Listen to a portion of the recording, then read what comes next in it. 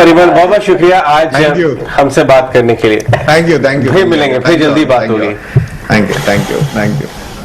चलिए बिल्कुल। तो यहाँ जब पैसे की बारिश की बात हो रही है तो कुछ ट्रेंड छोड़ने चाहिए और कुछ पकड़ने चाहिए कुणाल, लेकिन सुबह जो ट्रेंड पकड़ा वो तो बिल्कुल काम कर गया। 16,000 एक बार टच भी हुआ और रेजिस्टेंस था, बाजार नीचे भी आ गया। अब कौन सा ट्रेंड आइडेंटिफाई किया आपने, अब क्या चल रहा है? अब मेरे अनुमान से आई थिंक वापस हम कंसोलिडेशन में चले जाएंगे, वापस एक शेल में चले जाएंगे, बिकॉज कल का जो पॉजिटिव फैक्टर था मार्केट में, बिकॉज यूएस मार्केट्स क्लोज थे।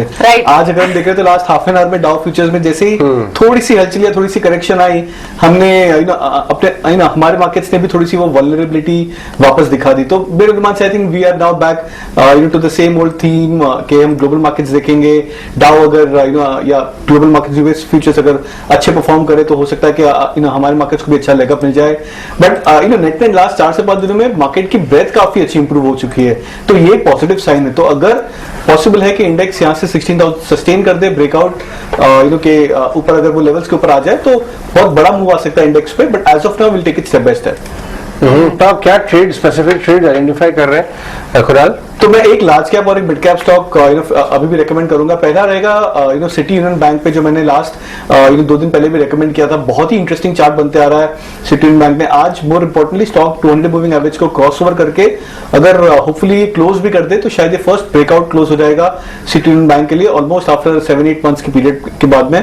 तो अप मूव आ सकता है यहाँ पे स्टॉक में। 148 का टारगेट रख सकते हैं पोजिशनली, स्टॉप लॉस 137 का। डॉक्टर रेड्डी भी एक ऐसा ही सिमिलर चार्ट बनता हुआ नजर आ रहा है। Flag pattern breakout, ascending triangle breakout weekly charts पे, तो इसको भी रेकमेंड करूंगा बाय के लिए।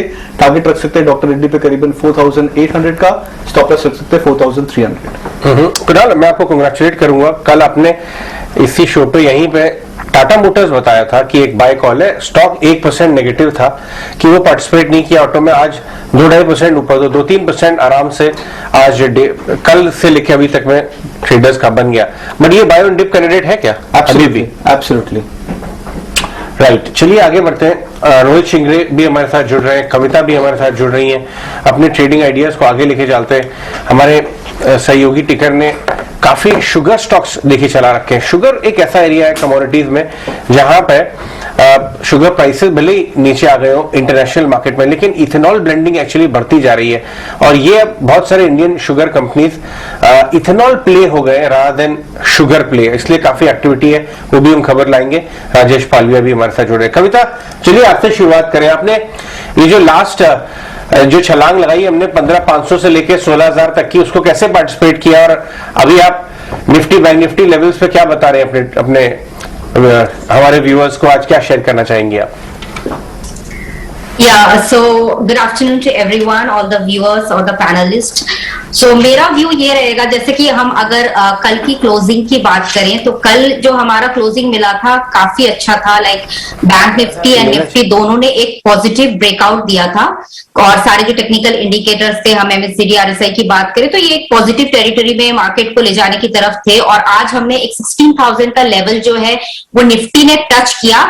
बट जैसे कि हम देख सकते हैं कि निफ्टी ने वो लेवल टच करने के बाद निफ्टी अब नीचे आ चुकी है 860 लेवल्स पे, क्योंकि इसका बहुत बड़ा फैक्टर शायद डाउ फ्यूचर्स में कल यूएस मार्केट क्लोज था, तो हमें जो हमारा मार्केट जिस लेवल पे क्लोज हुआ था हमें आज ऑलमोस्ट वैसी ही ओपनिंग मिली है ब्रेकआउट लेवल्स पे। बट अब मेरा व्यू ये है कि निफ्टी का, जैसे कि मैंने लास्ट वीक का एक लेवल दिया था कि निफ्टी अगर 5930 लेवल्स के ऊपर सस्टेन करती है तभी हमारा एक पॉजिटिव व्यू बनेगा निफ्टी के ऊपर। तो अभी मेरा फिलहाल का निफ्टी का एक नीचे के लेवल पे स्टॉप लॉस होगा 15,750 का। अगर हम बैंक निफ्टी की बात करें तो देखिए बैंक निफ्टी ने अपना जो मार्च और जून तक का जो लो है वो ब्रेक नहीं किया है, और बैंक निफ्टी जो है ऑलमोस्ट ये इंडिकेशन दे रही है कि अपने वो नियरेस्ट गैप डाउन लेवल जो अभी हम देख सकते हैं वो मैं कंसीडर करूंगी 33,800 लेवल्स।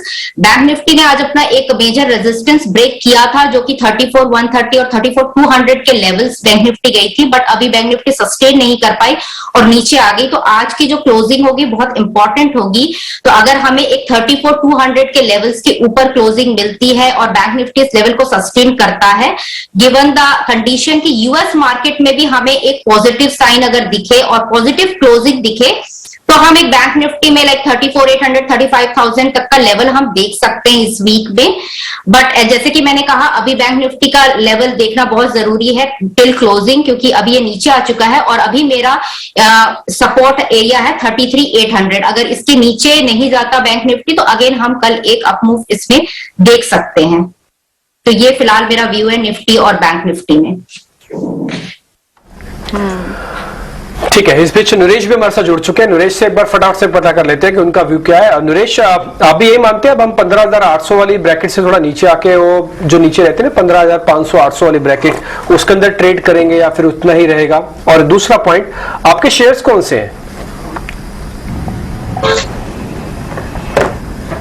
और जो रेजिस्टेंस था वो हमने क्रॉस किया बट सस्टेन नहीं कर पाए, क्योंकि ग्लोबल मार्केट्स ने करेक्शन दिया लास्ट 2 घंटे में। और अगर हम देखें तो सबसे बड़ा जो रिस्क फैक्टर है वो डॉलर इंडेक्स है, जो एक नए हाई पे आ गया है 105.50 के ऊपर।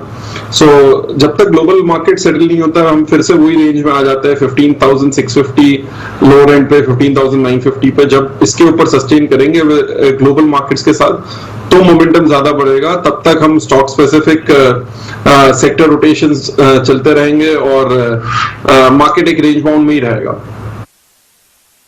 ठीक है, तो ये एक रेंज रहेगी, आप बता रहे रेंज बाउंड सेशन रहेगा, लोअर एंड पे 15,650 और 15,850। तो ऐसे में एक बहुत इंपॉर्टेंट बात प्रियंका नूरेश ने बताई, मैं 100 पॉइंट को थोड़ा स्क्रैच और करूंगा। नूरेश, ये जो डॉलर इंडेक्स ने 105.5 क्रॉस किया है, ये इमर्जिंग मार्केट्स के लिए नेगेटिव है क्या? यहाँ पे केयरफुल रहना चाहिए। सो जनरली इसका कोरिलेशन नेगेटिव है पूरे इक्विटी मार्केट्स के साथ। सो लास्ट इसने अब जो रिसेंटली एक हाई बनाया था उसके ऊपर लास्ट 3 महीने का 6 महीने का हाई और लास्ट 4-5 साल का भी ये बड़ा रेजिस्टेंस था 105-150, जहां पे हम अटक रहे थे और वो अब क्रॉस हो गया है। सो वो एक रिस्क फैक्टर है कि जहां पे एक 107 तक मूव आ सकता है, तो 7-8 तक, तो उसमें एक करेक्शन रिस्क बढ़ जाता है इक्विटीज में, इवन कमोडिटीज में। बट डॉलर इंडेक्स की टेंडेंसी रही है कि एक मूव बना के, ब्रेकआउट मूव बना के इसने करेक्ट किया, जैसे जब ये 102 के ऊपर भी गया था या लास्ट टाइम भी 105 के ऊपर गया था। सो यहाँ पे वॉलेटिलिटी बढ़ सकती है, बट ओवरऑल जब तक हम 15,650 के ऊपर निफ्टी में ओके रहेगा। काफी indices over the world choppiness दिखा रहा है, जैसे अभी डैक्स जो है वो जा रहा है मार्च लोज के पास, बाकी सब इंडेक्सेस ने मार्च लोज बनाकर फिर रिवर्स हुए। सो ओवरऑल जब ये रिवर्सल होगा ग्लोबली तब जाके मोमेंटम बढ़ेगा। सो एज ऑफ नाउ देखना है कि अगर ये 107 के ऊपर टिक पाता है क्या डॉलर इंडेक्स, तो रिस्क बढ़ जाएगा। इसने हाईलाइट की, शायद इसीलिए डाउ फ्यूचर्स भी प्रेशर में आया, हम भी अपने गेन्स को इंटैक्ट नहीं रख पाए थे। एक्चुअली 105 वाले लेवल से जो हम बार बार ट्रैक करते हैं वहां पे नरेश आपको भी दिखा ही होगा, वो एक डबल टॉप जैसी सिचुएशन थी। टिपिकली आज वो ब्रेकआउट हुई है और जब 106 107 आ गया तो हमारी भी चिंता बढ़ गई। ऐसा क्यों ना करे कि यूएस मार्केट्स को 6-7 दिन के लिए बंद ही रख दें, जो तक हम 16,200-300 फाइनली पार ना हो जाए।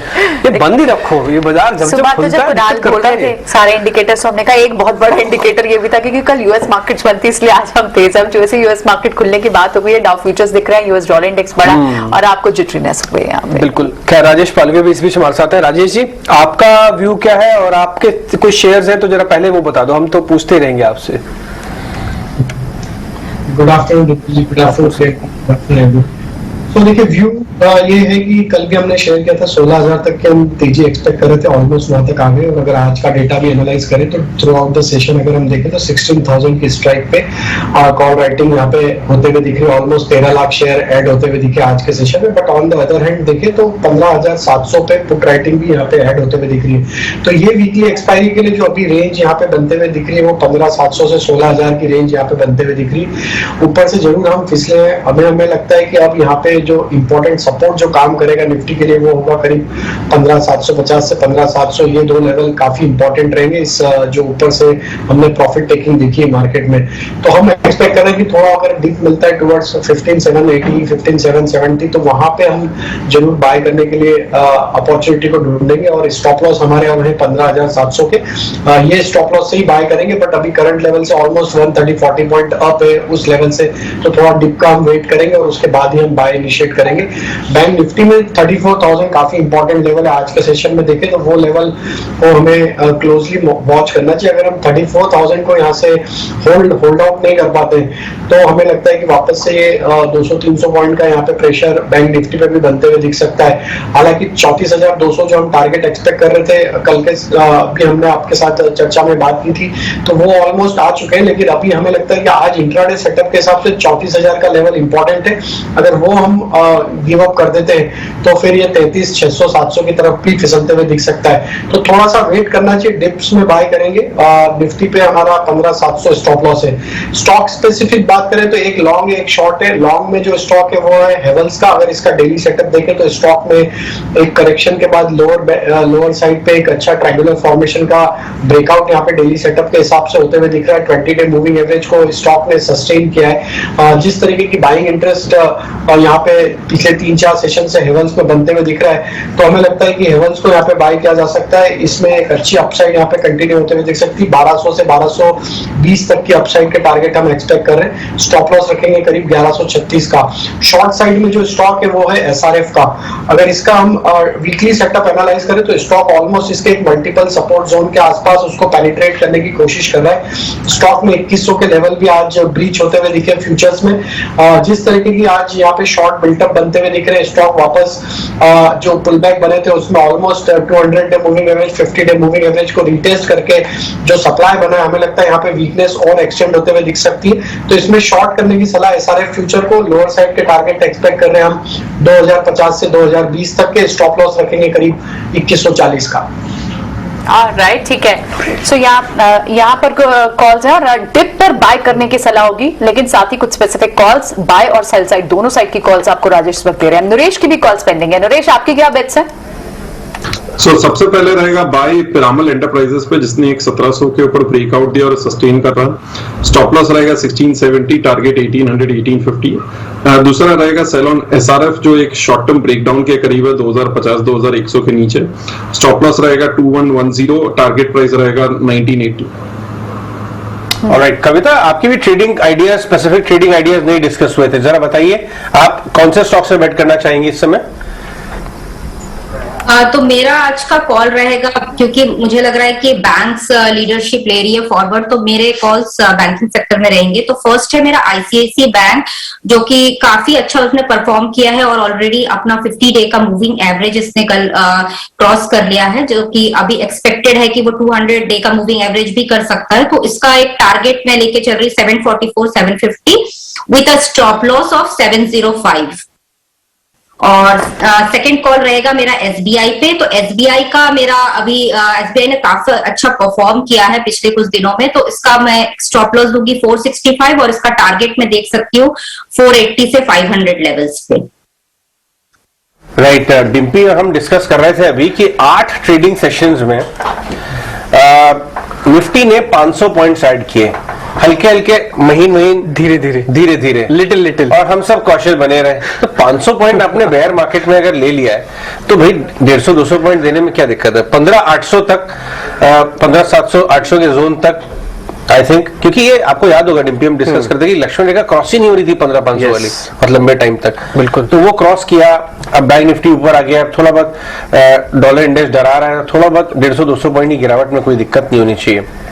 जरा स्टॉक आइडियाज की बात करते हैं। राजेश, हमने देखा ऑटो में एक भयंकर तेजी बन चुकी है, और ऑटो में जो ध्यान ये आ रहा है, जरा ऑटो इंडेक्स को लेके आइए डायरेक्टर साहब, लास्ट 1 साल की अगर आप ध्यान से देखें ऑटो इंडेक्स को, आज डेज लो पे है।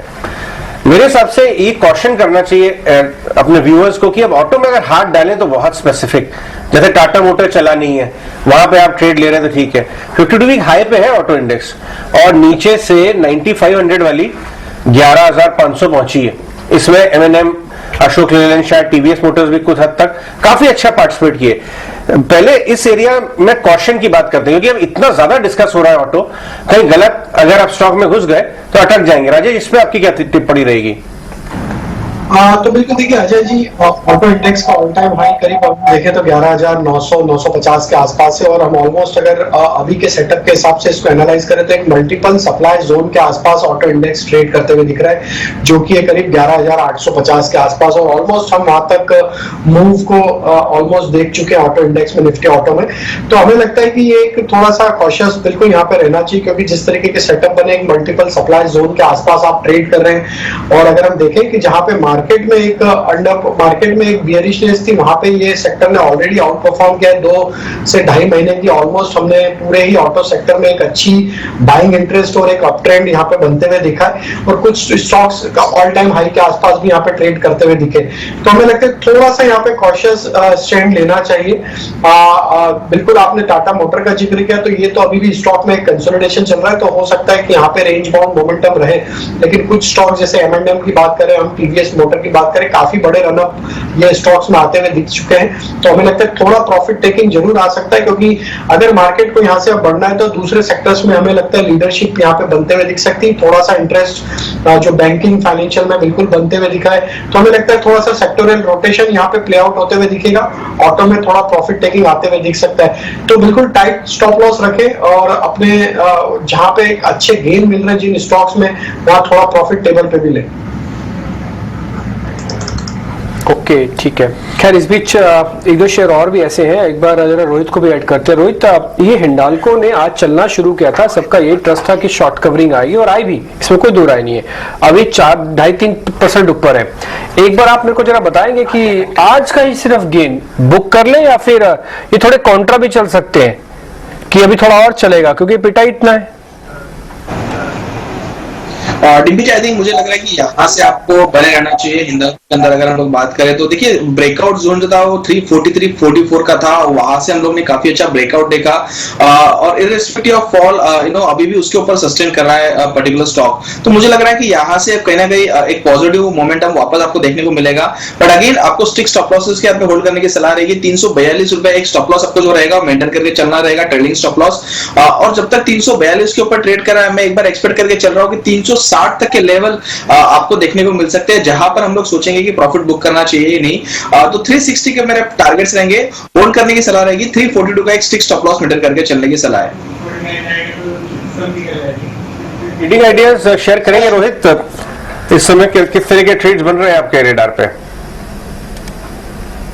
बिल्कुल अजय, दो स्टॉक रहेंगे मेरे। पहला स्टॉक रहेगा महिंद्रा लॉजिस्टिक। अगर आप इसका चार्ट देखें तो काफी ब्रॉडर ब्रेकआउट्स आपको देखने को मिलेंगे ऑन आवरली चार्ट, जो टेक्निकली हम लोग बोलते हैं बुलिश पेन ब्रेकआउट आज के सेशन में हम लोग को देखने को मिला है।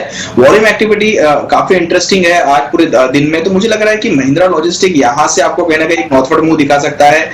510-520 के टारगेट्स के लिए बाय करने की सलाह रहेगी on immediate basis. Stop loss जो आपको मेंटेन करके चलना है वो रहेगा 470 का।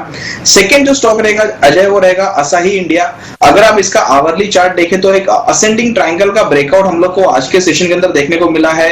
इररिस्पेक्टिव ऑफ फॉल, यहाँ पर अभी भी प्राइसेस में सस्टेनेबिलिटी है, तो मुझे लग रहा है कि असाही के अंदर भी आपको एक बढ़िया मूव देखने को मिल सकती है टुवर्ड्स 600 ऑन इमीडिएट बेसिस। तो यहाँ पर भी लॉन्ग करने की सलाह रहेगी for the target of 600 with keeping stop loss of 550। तो असाही इंडिया और महिंद्रा लॉजिस्टिक ये दो मेरे पिक रहेंगे। महिंद्रा लॉजिस्टिक आपके लिस्ट में है। एक्चुअली आज दोनों ही शेयर हमारी भी लिस्ट में थे। असाही इंडिया थोड़ी देर पहले मैं अजय से बात भी कर रहा था कि इनकी मैनेजमेंट टिपिकली आती नहीं, हम कोशिश करेंगे इनकी मैनेजमेंट को लेके आने का असाही इंडिया को। अजय, इसके अंदर आज रोहित ने भी कॉल दी है, उसकी वजह ये भी है, ये शेयर बहुत जबरदस्त चला। कोइंसिडेंस, अभी हम बात ही कर रहे थे। जस्ट ठीक है, वो एक्चुअली दिख भी रहा था, क्योंकि आज अगर आप ब्रेकआउट्स देखेंगे इसने फ्रेश ब्रेकआउट भी किया हुआ है। दूसरा 600 रुपए का टारगेट है। एक तो ये बात इसके अंदर है कि ऑटोस का तो अच्छा बेनिफिशियरी है, अब ये रियल एस्टेट की ग्लासेस भी बनाता है। और एक और कल ही मेरे को किसी ने रिसर्च बताई कि इसके जो प्रमोटर्स हैं उन्होंने कुछ अपने शेयर प्लेज किए हुए थे, वो छुड़वाए हैं। और डॉक्टर साहब जरा इसका 5 साल ग्राफ निकाल के लाइए। आपने बहुत बढ़िया स्टॉक पकड़ा है असाही इंडिया। एक्चुअली ये फेमस किस लिए हुआ मालूम है? मारुति की फ्रंट स्क्रीन बनाने के लिए। रूफ टॉप में भी आजकल तो डबल हो गया यूज, नंबर 1। नंबर 2 कि मारुति का जो प्रोडक्शन है, जो 7-8 महीने पहले 40% पे आ गया था, 60% कटा था, अब वो 95% पे आ गया, वापस आ गया प्रोडक्शन पे। तो अगर वो 52 वीक हाई पे है तो ये क्यों नहीं होना चाहिए? ये देखिए, ये 5 साल के हाईएस्ट लेवल पे आ गया है। और जो आपने जो एंगल दिया है ना रियल एस्टेट, आप बिलीव नहीं करेंगे, डिम्पी, इस समय टफ एंड ग्लास, घरों के अंदर, घरों के बाहर, अभी दुबई होके आई हैं प्रियंका जी, तो आप समझेंगे कि वेस्टर्न वर्ल्ड में या बहुत ज्यादा विकसित देशों में ग्लास का यूज रेजिडेंशियल ऑफिस में कितना बढ़ गया। टफ एंड इसका सिंपल सा कंसेप्ट है, आपकी ग्रीन बिल्डिंग होगी, आपको पास ही नहीं करेंगे जब तक ग्लास नहीं, जब तक आप ग्लास नहीं लगाएंगे, क्योंकि लाइट वगैरह आती है। अब आपको शहरों में अगर आपको बिल्डिंग बनानी, कम से कम आपको 70% आपको ग्रीन रखना पड़ता है। 5 साल के हाईएस्ट ब्रेकआउट पे आया है, तो बहुत अच्छा रोहित ने स्टॉक चुना है, no doubt about it. But इसके साथ सेंट गोबेन, बोरोसिल ग्लास, उनको भी जरा एक बार रोहित हमारे लिए चेक कर दीजिए, क्योंकि बोरोसिल में भी ऐसा ही हुआ था। बोरोसिल ने अपने ग्लास के जो प्रोडक्ट्स बनाते हैं उसमें तब्दीली लाए, वो कंज्यूमर एंगल में साइड में घुस गए और आपका रिन्यूएबल्स में घुस गए। वो ये स्टॉक भी बहुत फेवरेट है वैसे बाजार का। आप इसके चार्ट चेक किए आपने हाल ही में Rohit, Borosil, Saint Gobain? Recently check किया, दोनों ही स्टॉक जो आपने यहाँ पर बात की, बोरोसिल और सेंट गोबेन, ये दोनों ही स्टॉक कहीं ना कहीं साइडवेज ट्रेंड में अभी भी ट्रेड कर रहा है। अनडाउटफुली काफी अच्छे सपोर्ट्स के ऊपर ट्रेड कर रहा है बोरोसिल रिन्यूएबल। अगर मैं सपोर्ट्स की बात करूं तो 588, 585 काफी अच्छा बेस है और उसको काफी अच्छे से होल्ड कर रहा है, बट कोई फ्रेश ट्रिगर एज सच नहीं है यहाँ पर, तो इसलिए मैंने यहाँ पर इग्नोरेंस दिखाया। और मैं जो स्टॉक मैंने रिकमेंड किया उसी पे मैं अभी भी बुलिश रहूंगा। और मुझे लग रहा है कि अगर बोरोसिल की हम लोग बात करें तो इसमें एक रेंज आपको कहीं ना कहीं आगे बढ़ते हुए दिखेगी, जो रेंज रहेगी 585, 665 की, तो ये रेंज के अंदर ही ये स्टॉक जो रहेगा पर्टिकुलर ट्रेड करेगा। बट असाई के अंदर काफी अच्छा ट्रैक्शन मुझे अभी भी दिख रहा है। ऑलराइट, तो असाई में अच्छा खासा ट्रैक्शन यहाँ दिख रहा है।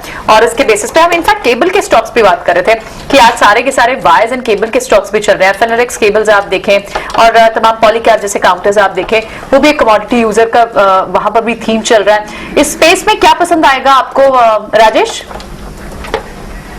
प्रियंका जी देखिए, पॉलीकैब में जरूर लोअर साइड से बाइंग इंटरेस्ट बना था, लेकिन अभी भी हमें लगता है स्ट्रक्चर अभी भी वीक है। जिस तरीके से सेटअप इसके देखे पिछले दिनों में जो करेक्शन बना था उसमें एक ब्रेकडाउन जो होते हुए दिखा था, उसके बाद अभी स्टॉक की जो रिकवरी बनी अभी भी इतनी सस्टेन नहीं हो पाई है।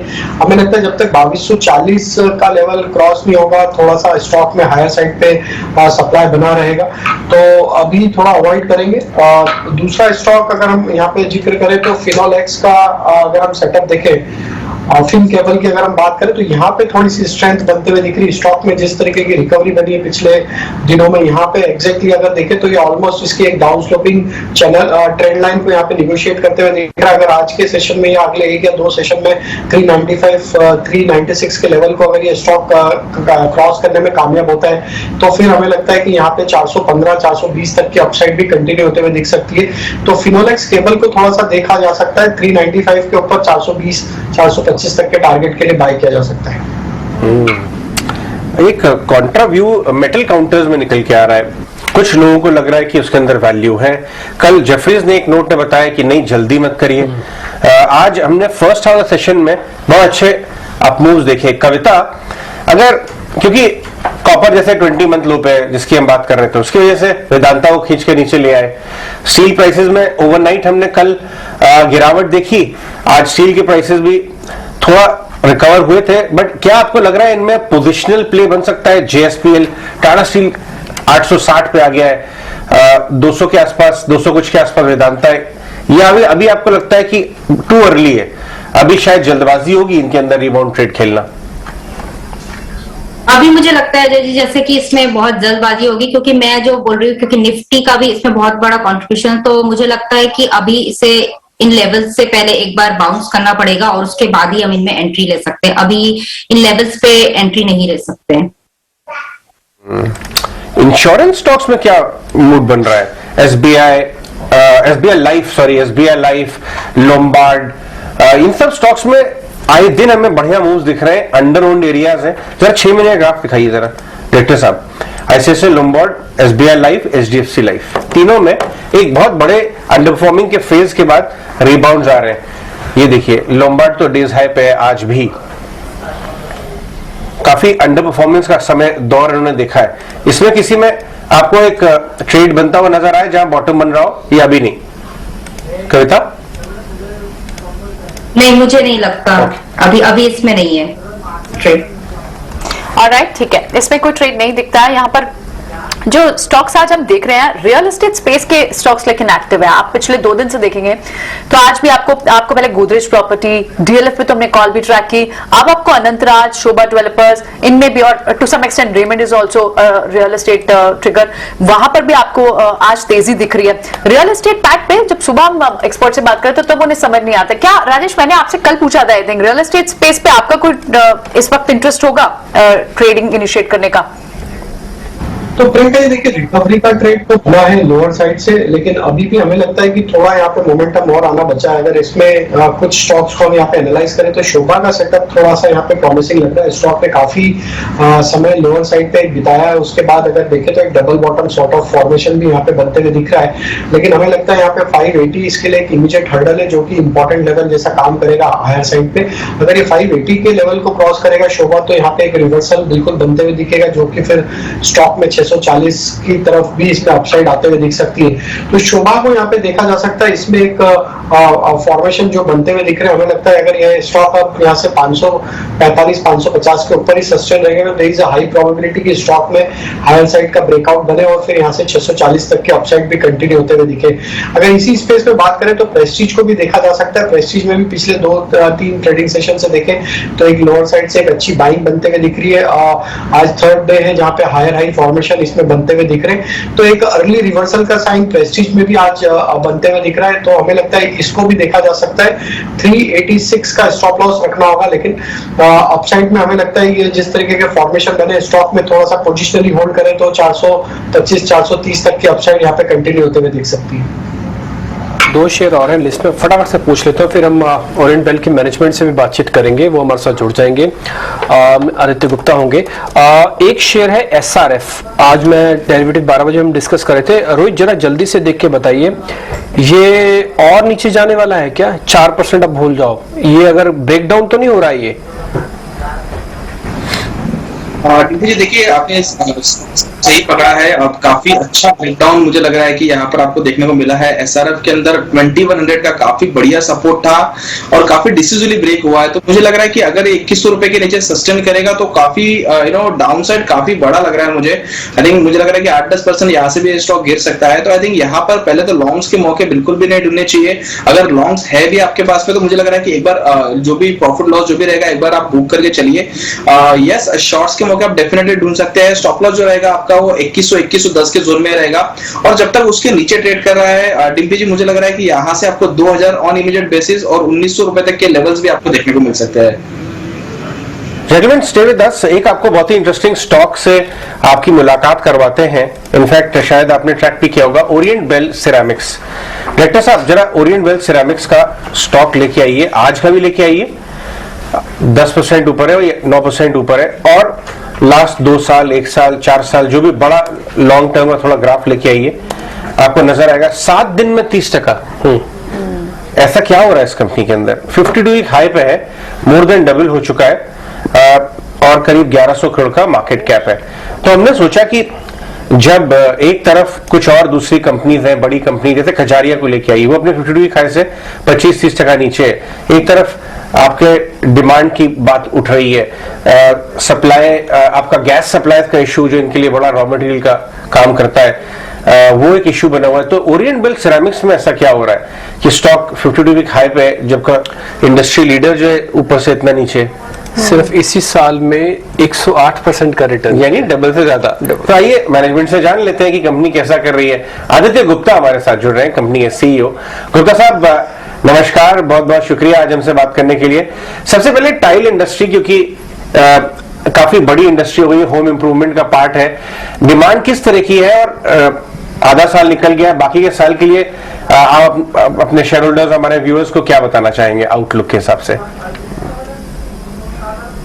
देखिए, लॉन्ग टर्म जो ग्रोथ ड्राइवर्स हैं इंडियन इकोनॉमी के, वो बहुत रोबस्ट हैं। India is the fastest growing economy और उसका एक डायरेक्ट बेनिफिट जो है रियल एस्टेट सेक्टर को मिलता है। और अगर आप उसको देखें, हाँ, आप जो बात कर रहे हैं कि अभी शॉर्ट टर्म में चैलेंजेस हैं, प्राइस इंक्रीजेस हुए हैं बहुत तेजी से, लेकिन लॉन्ग टर्म में अगर मैं अगले 3 से 5 साल की बात करूं तो मुझे लगता है कि रियल एस्टेट में एक बहुत अच्छा बूम आ रहा है, आने वाला है। और इसका सीधा फायदा जो है बिल्डिंग एंड कंस्ट्रक्शन इंडस्ट्री को मिलेगा, जिसमें टाइल्स बहुत एक इम्पॉर्टेंट रोल प्ले करते हैं। तो मेरे हिसाब से कुछ महीने ऊपर नीचे बाजार हो सकता है, लेकिन लॉन्ग टर्म में मुझे लगता है कि सिचुएशन बहुत पॉजिटिव है। एब्सोल्युटली, बिल्कुल आदित्य जी, क्योंकि हम जानते हैं कि आपके लिए भी रॉ मटेरियल कंसर्न्स रहे होंगे, प्राइस इफेक्टिव। आप पिछले 8-10 महीने में एक बात करें तो गैस प्राइसेस जिस तरह से स्काई रॉकेटिंग हुए हैं, आपकी भी कॉस्ट बढ़ी होगी, जाहिर तौर पर मैन्युफैक्चरिंग कॉस्ट बढ़ी होगी। तो ऐसे में आपके लिए कितना बड़ा कंसर्न रहा था, रॉ मटेरियल्स पर, इनपुट कॉस्ट पर कितना प्रेशर रहा, और क्या आप प्राइस हाइक करेंगे? देखिए, गैस एक सबसे बड़ा हमारी कॉस्ट का सबसे बड़ा सिंगल एलिमेंट होता है, सबसे बड़ी सिंगल कॉस्ट गैस की होती है। हमारे जो है तीनों प्लांट्स गैस पे हैं, और मोटा मोटा देखें तो पिछले 9 महीने में गैस की प्राइस ऑलमोस्ट डबल हो चुकी है। तो इसका सीधा जो है फर्क पड़ता है टाइल की मैन्युफैक्चरिंग कॉस्ट पे। हमने, जबकि गैस प्राइस ऑलमोस्ट 50% बढ़ चुकी है पिछले 8-10 महीने में, आप देखो बाकी जो भी मटेरियल्स हैं, चाहे वो फ्रेट हो, चाहे जिंक ऑक्साइड हो, चाहे पैकेजिंग कॉस्ट हो, सब में 20 से 25% तक की बढ़ोतरी हुई है। लेकिन गैस ने तो मतलब ऑलमोस्ट डबल हो गई है। हमने भी पिछले 9-10 महीने में करीब 18-19% प्राइस इंक्रीज ली है। जो आपका सवाल है, सारी की सारी प्राइस इंक्रीज हम पास ऑन नहीं कर पाए हैं कस्टमर को। तो कंपनी की तरफ से ये कोशिश रही है कि किस तरह से अपने रॉ मटेरियल सोर्सेस चेंज करके, किस तरह से अपनी एफिशिएंसीज इंक्रीज करके, पर स्क्वायर मीटर ऑफ टाइल किस तरह से आप कम गैस यूज करेंगे, कम बाकी इंक्स वगैरह यूज करेंगे, उसके हिसाब से इस तरह की स्ट्रेटेजीज कंपनी ने अडॉप्ट की है। और करीब मोटा मोटा 18 से 20% की कॉस्ट हमने प्राइस इंक्रीज ली है पिछले 9 महीने में। गुप्ता जी, आपसे एक पॉइंट और कैपेक्स के रिगार्डिंग पूछना था। अभी आपने यूपी और गुजरात में अपना जो कैपिटल एक्सपेंडिचर है वो काफी हद तक कंप्लीट किया है। एक तो इससे आने वाले दिनों में रेवेन्यू कितना बढ़ेगा, क्योंकि कैपेक्स किया तो रेवेन्यू की कुछ गाइडेंस भी होंगे आपके माइंड में, और दूसरा रेवेन्यू के मुकाबले इस समय डिमांड कैसे चल रहा है, तो थोड़ा हम भी आइडिया लगा पाएंगे कि हाँ डिमांड का सिनेरियो कैसे चल रहा है। देखिए, हमने पिछले 2 साल में कोविड टाइम में 5 कैपेक्स प्रोजेक्ट्स किए हैं, जिसमें टोटली कंपनी ने 68 करोड़ रुपीस इन्वेस्ट किए हैं, which is all coming in from internal accruals. इनमें से 3 प्रोजेक्ट्स जो हैं, जैसे आज हम बात कर रहे हैं, 3 प्रोजेक्ट्स कंप्लीट हो चुके हैं, एक्चुअली 4 प्रोजेक्ट्स कंप्लीट हो चुके हैं, और ये कैपेसिटी जो है सारी यूज हो रही है। 2 प्रोजेक्ट्स तो हमने 1 हफ्ते पहले ही कंप्लीट किए हैं, तो जुलाई से वो कैपेसिटी हमको अवेलेबल है, और जून एंड से, तो उस पे जो है हमें उम्मीद है कि हम इसको 90% प्लस जो है हम इसको यूज कर पाएंगे। एक प्रोजेक्ट हमारा है जो हमारे साउथ का प्लांट है, Hoskote, which is near Bangalore, वो जो है अगले 2-3 महीने में हमें उम्मीद है कि वो प्रोजेक्ट भी पूरा हो जाएगा, और फिर हमें एक्स्ट्रा कैपेसिटी साउथ में मिलेगी। अगर आप देखें, हमने ना 5.5 मिलियन स्क्वायर मीटर के कैपेक्स लगाए हैं पिछले 2 साल में एक्स्ट्रा कैपेसिटी के, और ये तीनों हमने बड़ी सोच समझ के साथ 3 अलग अलग स्टेट्स में दिए हैं। मतलब यूपी में भी किया है, गुजरात में भी किया है, और साथ में बेंगलोर और कर्नाटका में भी किया है, जिससे अलग अलग मार्केट्स को ये कैपेसिटी जो है फीड कर रही है। ऐसा नहीं है कि सारी की सारी कैपेसिटी एक लोकेशन पे आ गई है। तो इसलिए हमें लगता है कि इन तीनों साउथ मार्केट, वेस्ट और नॉर्थ ईस्ट मार्केट को लेके हम आसानी से ये इस कैपेसिटी को यूज कर पाएंगे। शुक्रिया, थैंक यू वेरी मच। आज आपने समय दिया, अच्छा लगा आपसे बातचीत करके। उम्मीद करते हैं आने वाले आपके क्वार्टर्स भी अच्छे हैं, और हमारी शुभकामनाएं भी आपके साथ है। बहुत बहुत शुक्रिया, थैंक यू वेरी मच। खैर, आगे बढ़ते हैं। एक बार रोहित, आप एक काम करेंगे, जरा ये ओरिएंट बेल का चार्ट खोलिए आप। हालांकि मैं भी थोड़ी हेल्प करता हूँ आपको, ये दिखा देता हूँ मैं भी दर्शकों को यहाँ पे, कि इसने बेस अपना अच्छे से बनाया हुआ है। रिटर्न बहुत ज्यादा है, इसलिए पूछना स्वाभाविक है कि अब क्या होगा इसके अंदर। आप जरा देख के बताइए सर, क्या करना चाहिए। देखिए, काफी बेहतरीन चार्ट है। हायर टॉप हायर बॉटम का स्ट्रक्चर है। अगर आज का भी हम लोग सेशन देखें तो एक बुलिश फ्लैग का ब्रेकआउट हम लोग को आज के सेशन के अंदर देखने को मिला है। प्लस पॉइंट ये है वॉल्यूम एक्टिविटी काफी स्ट्रांग है, तो डेफिनेटली अगर किसी को बीटीएसटी करना है तो डेफिनेटली एक कैंडिडेट बन सकता है ओरिएंट बेल।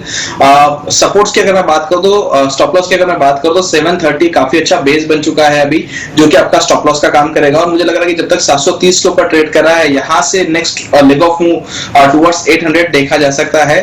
तो यहाँ पर लॉन्ग करने की सलाह रहेगी आपको। 730 का स्टॉप लॉस लगा है, 800 रुपए का टारगेट। बीटीएसटी या आप पोजीशन भी 1-2 दिन के लिए लेके चल सकते हैं। ऑलराइट, ठीक है, बिल्कुल। तो बीटीएसटी ट्रेड भी लिया जा सकता है। यहाँ पर एक स्टॉप लॉस की लेवल भी आप जरूर ध्यान रखें, जो रोहित यहाँ पर बता रहे हैं। कुछ और स्टॉक्स देखते हैं। होटल स्टॉक्स हम देख रहे हैं कि लगातार अप मूव पे, इस बीच बिल्कुल चर्निंग हुई है होटल स्पेस के डिफरेंट स्टॉक्स में। अब इंडियन होटल्स आपको, हालांकि एक आध दिन से यहाँ पर थोड़ी सी प्रॉफिट बुकिंग थी, लेकिन अब फिर से आपको यहाँ मोमेंटम दिख रहा है। इंडियन होटल्स आज 1.5% ऊपर है, पीछे के दिनों में भी चल रहा था, और पूरे स्पेस में आप देख रहे हैं एक मूवमेंट तो है। यहाँ पर कोई पिक पसंद आएगा, यहाँ कोई स्टॉक पसंद आएगा आपको कविता?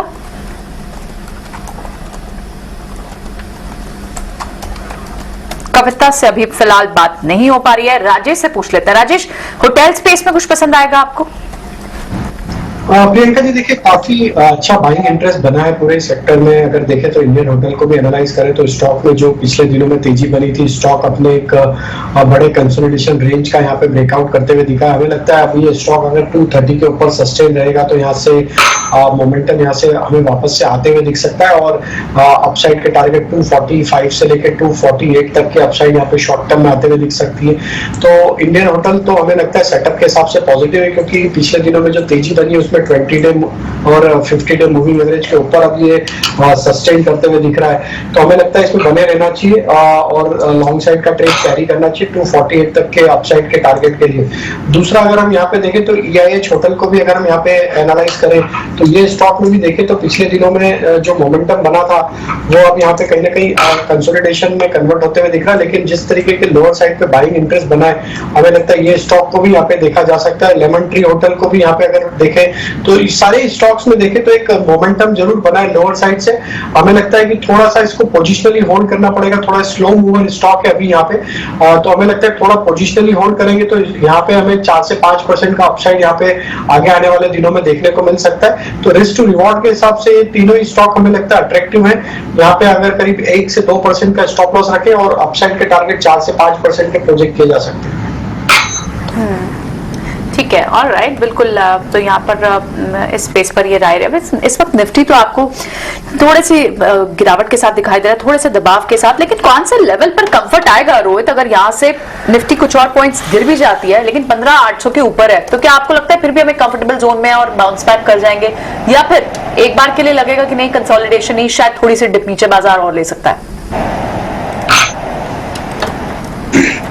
प्रियंका, 15,780 एक लेवल रहेगा जहां पर उसके नीचे अगर ब्रेक करेगा तो फिर मुझे लग रहा है कि थोड़ा कहीं ना कहीं आपको डिप्स देखने को मिल सकती है। अगर आप देखें तो सपोर्ट्स पे ट्रेड करिए 15,820, 15,780 एक काफी अच्छा डिमांड जोन ऑलरेडी क्रिएटेड है।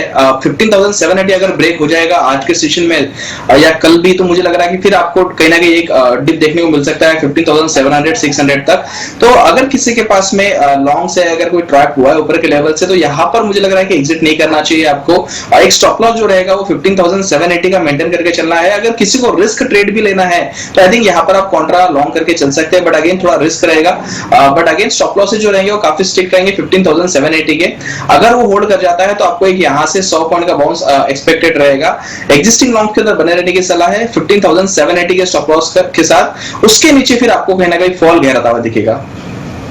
आज दिन में निफ्टी लाल निशान में आया, आज सुबह से लाल निशान में नहीं था, आज गैप को ओपन हुआ था इसका 15,900 के ऊपर, और उसके बाद ना केवल इसने 900 के लेवल को तोड़ा, तब तक भी ठीक था, लेकिन क्योंकि वो गैप था, लेकिन गैप के बाद निफ्टी लाल निशान में, यानी कि कल की जो क्लोजिंग है उसके अभी नीचे आ गया। तो आज की वैसे क्लोजिंग अच्छी नहीं हो रही है देखा जाए तो। ये हरे निशान में भले 2 पॉइंट भी छोड़ के जाता तब भी आपको जाता तो सही, लेकिन देखते हैं अभी क्या होता है। आगे आते हैं, एक पॉइंट और पे ध्यान रखते हैं। एक है IEX का एक शेयर और है, एक बार रोहित जी आप ही जरा इस शेयर को जरा चेक कीजिए। अभी तो थोड़ी देर पहले मैंने आपसे SRF पता किया था, ये भी कुछ ऐसा ही है। ये एक तरफा चला, जब टूटने पे आया तो अब रुक ही नहीं रहा है, नॉन स्टॉप टूट रहा है। अभी क्या करना चाहिए इसमें? IEX पावर एक्सचेंज वाली कंपनी है। यहाँ पर तो यहाँ पर कहीं ना कहीं आपको दिख रहा है कि ये तो कॉल काफी अच्छा हो चुका है ऑलरेडी, बट कहीं ना कहीं फ्रेश ब्रेकडाउन नहीं है। फ्रेश ब्रेकडाउन जो थे करीब करीब 170 के करीब थे। तो आई थिंक यहाँ पर मुझे लग रहा है कि अगर मैं बेस की बात करूं, 150 रुपए के करीब करीब काफी अच्छा सपोर्ट जोन है। तो यहाँ पर शॉर्ट्स करने की तो सलाह नहीं रहेगी फ्रेश, बिकॉज अगर आप देख पाए चार्ट्स पे भी तो डेली चार्ट्स पे आपको कहीं ना कहीं बुलिश डाइवर्जेंसेस दिख रहे हैं। इसका मतलब कहीं ना कहीं आप एक बार पुल बैक एक्सपेक्ट करके चल सकते हैं, बट अगेन कंफर्मेशन नहीं है अभी फ्रेश लॉन्ग्स के लिए। अगर कोई ट्रैप है तो वो यहाँ पर अपना 150 रुपए का स्टॉप लॉस लगाए, 150 का स्टॉप लॉस के साथ में होल्ड करने की सलाह रहेगी। और मुझे लग रहा है कि आप यहां से एक बार एक बाउंस एक्सपेक्ट करके चल सकते हैं टुवर्ड्स 165 170। वहां पर हम लोग वापस रिव्यू करेंगे और वापस शॉर्ट के बारे में बात करेंगे, बट यहां पर आपको शॉर्ट्स थोड़े इग्नोर करके चलने चाहिए बिकॉज सपोर्ट के करीब करीब प्ले कर रहा है। ठीक है, खैर अब समय हो गया है बसीन जी से जुड़ने का, एक बार उनको करते हैं कनेक्ट।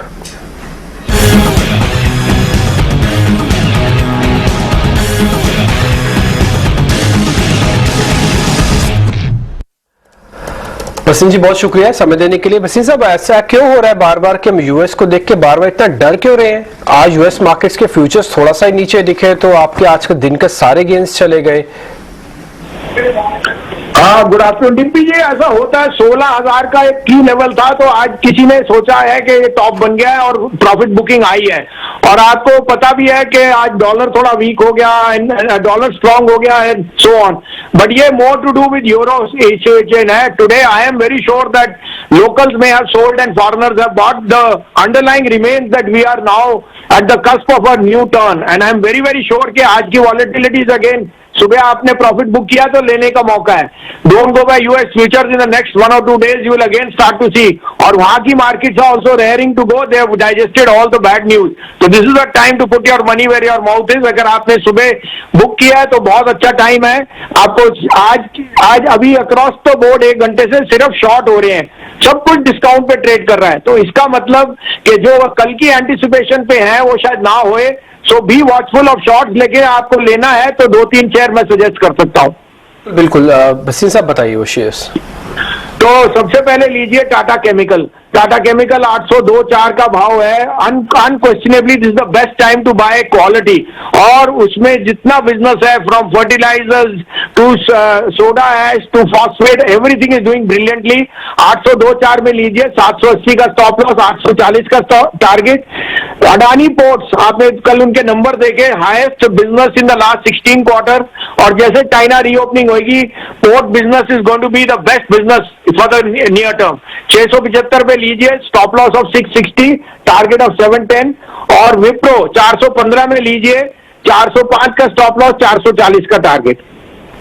ऑलराइट, तो अदानी पोर्ट्स, विप्रो, ये कुछ आपकी पिक्स है जो आप यहाँ ऐड कर रहे हैं संजीव जी। बिल्कुल एक व्यू आपसे समझना चाहेंगे कि इंश्योरेंस स्पेस, एएमसी स्टॉक्स, वहां पर भी फिर से आपको एक रिन्यूड इंटरेस्ट दिख रहा है, बाइंग इंटरेस्ट दिख रहा है, वहां पर आपकी बेट्स क्या है?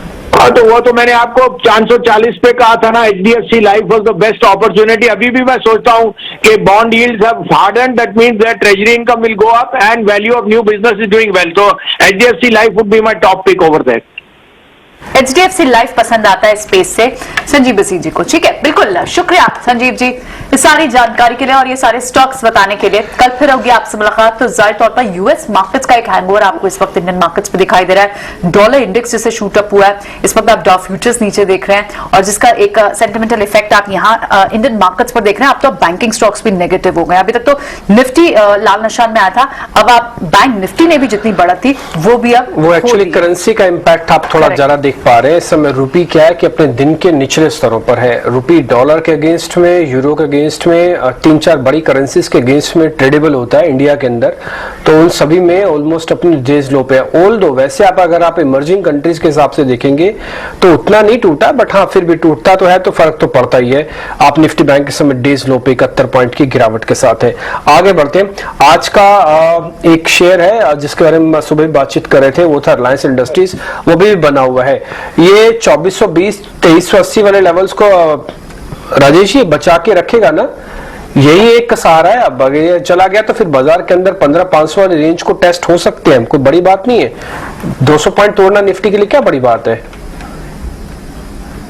देखिए बात तो कोई बड़ी नहीं है, लेकिन फिर भी रिलायंस में जो स्ट्रेंथ लॉन्ग टर्म चार्ट पे बनी हुई है, हमें लगता है वो 2360-70 का जो लेवल है काफी इंपॉर्टेंट है, और वहां पे जरूर कहीं ना कहीं सपोर्ट बाइंग आते हुए दिखेगी।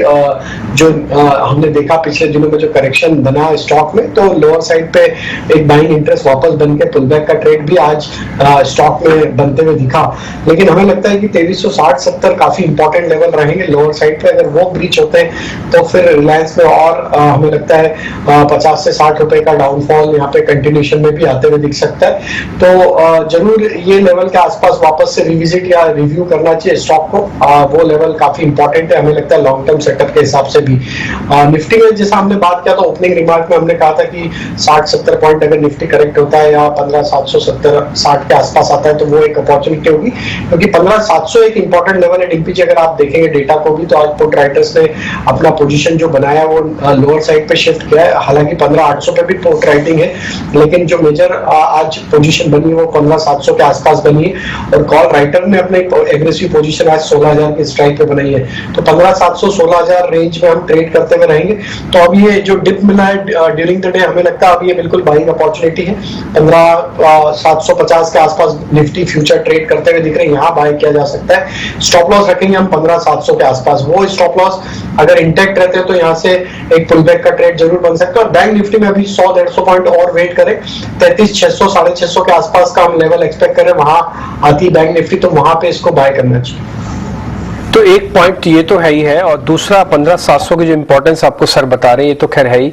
एक और चीज भी दिक्कत हो रही है, 16,800 के हम लेवल की अगर क्लोजिंग नहीं देखेंगे तो एक रेंज का भी ब्रेकआउट होगा 15,800 से जो 16,000 वाली। एक और प्रॉब्लम हो रही है एक्चुअली, मैं जो डाटा में भी देख रहा हूँ, राजेश सर भी देख रहे होंगे और रोहित भी देख रहे होंगे, कविता भी देख रहे होंगे, वो ये है कि पुट्स के अंदर accumulation out of the money में भी जा रहा है, यानी कि 15,500 400 वाली पुटों में भी अब लोग खरीदारी कर रहे हैं। ये कंसर्न की बात है। आप एट द मनी में करो कोई दिक्कत नहीं है, आप दूर दूर वाली पुटों में करते हो लोगों को डर लगेगा कि पता नहीं 70-500 आ ही ना जाए। खैर नहीं, हाँ कोई बात नहीं, जो हो रहा है वो तो मार्केट का हिस्सा ही है। आगे बढ़ते हैं, कुछ एक और शेयर्स पे जाने से पहले एक खास एक्सक्लूसिव हमसे बातचीत की खाद्य सचिव सुधांशु पांडे ने। उनके मुताबिक जो रिटेल महंगाई मार्केट में अभी भी खाने के तेलों की कीमतों में 10 से 15% की गिरावट आ सकती है। एमआरपी में बदलाव करने का निर्देश भी दिया जाएगा, ये बात उन्होंने कही है। ये बात तब कही है जब पाम ऑयल करीब 40% टूटा अपने हाई से। Sudhanshu Pandey, secretary department of food and public distribution, हमारे साथ है। सर धन्यवाद हमसे बात करने के लिए। The first question is, the wheat flour export has really been a major concern for the government. Are you looking to take some strong steps in this direction so that to curb the export? सरकार monitor कर रही है situation को, prices को भी monitor कर रही है। जो इंटर मिनिस्ट्रियल कमेटीज़ हैं वो रेगुलर मिलती रहती हैं, और जब भी उचित कदम जो भी महसूस किया जाएगा सरकार उसके ऊपर फैसला लेगी। Is it a likely, the direction where the government might think so to curb or to put a sort of a ban on the export of wheat flour, particularly because there has been a constant surge in the export of wheat flour after you put a ban on the wheat part? ये सरकार monitor करती है इन चीज़ों को, prices को भी monitor करती है, क्वांटिटीज़ को मॉनिटर करती है, और उसके बाद जो भी उचित होगा वो फैसला सरकार लेती है। Can there be a likely review of the decision that was imposed on the ban on the exports of wheat? Currently, is there any thought on the same? नहीं, देखिए अभी तो विश्व की जो स्थिति है वो बदली नहीं है। हमारे यहाँ एक ही क्रॉप व्हीट की होती है, वो आई थी, और गवर्नमेंट प्रोक्योरमेंट जो है वो टारगेट्स अचीव नहीं कर पाया था। तो हमारी पहली कोशिश तो ये है कि पब्लिक डिस्ट्रीब्यूशन सिस्टम के लिए जो क्वांटिटी है हमारे पास उसका हम सही इस्तेमाल करें। In addition to this, the prices of edible oil and several other commodities, it has softened. That is a good development, a positive development. Coming this festive season, what is your analysis? What is your viewpoint that how far these prices will come down, or what sort of changes you expect? अभी ऐसा लगता है कि ये prices और कम होंगे, क्योंकि जो बहुत सारे कंट्रीज़ में जिन्होंने एक्सपोर्ट बीच में बंद किया था उससे उनके स्टॉक्स की अवेलेबिलिटी बहुत बढ़ गई थी, और वो सडनली मार्केट में आया, जिसकी वजह से प्राइसेस गिरे हैं। तो अभी हम उम्मीद करते हैं, और उसके बाद हमारी भी अपनी डोमेस्टिक क्रॉप्स जो हैं वो भी आने लगेंगी, सोयाबीन की क्रॉप अब आ जाएगी, और जो लोकल ऑयल्स हैं उनके ऊपर भी बढ़ावा देने का सरकार का पूरा प्रयास है। तो डोमेस्टिक प्रोडक्शन भी बढ़ने की वजह से हमारे प्राइस में नरमी रहेगी। अब पिछली बार जब हमने बात करी थी तब आपने कुछ 5 से 10% की नरमी आने की बात कही थी और लगभग 2 से 4% की नरमी आई भी है। लिहाजा मैं ये समझना चाहूँगा कि फेस्टिव सीजन को देखते हुए आपको क्या उम्मीद है कि ये जो नरमी का अगर आंकड़े के नज़रिए से देखें तो आपका एनालिसिस क्या कहता है और कितना परसेंटेज में ये जा सकता है नीचे? देखिए, ऑलरेडी प्राइजेज जो हैं वो करीब 10% नीचे आए हैं। ओके। और हमारी कोशिश ये होगी कि जो ऑयल कंपनीज हैं वो रिटेल प्राइस में वो बेनिफिट कंज्यूमर को पास ऑन करें। तो उसके ऊपर हम उनके साथ कल चर्चा कर रहे हैं और हमारी कोशिश होगी कि वो भी रीज़न देखेंगे और उस दाम को जो है वो उपभोक्ता तक उसका बेनिफिट पहुंचाएंगे। एक आखिरी सवाल, पब्लिक डिस्ट्रीब्यूशन सिस्टम में लगातार सुधार की जो बात होती है, आप उसमें डिजिटल पेनिट्रेशन करने के भी प्रयास कर रहे हैं। इस सिस्टम को सुधारने की दिशा में और क्या कुछ कदम हो सकते हैं जिस पर सरकार काम कर रही है और उसको किस तरीके से इम्प्लीमेंट करना चाहेगी?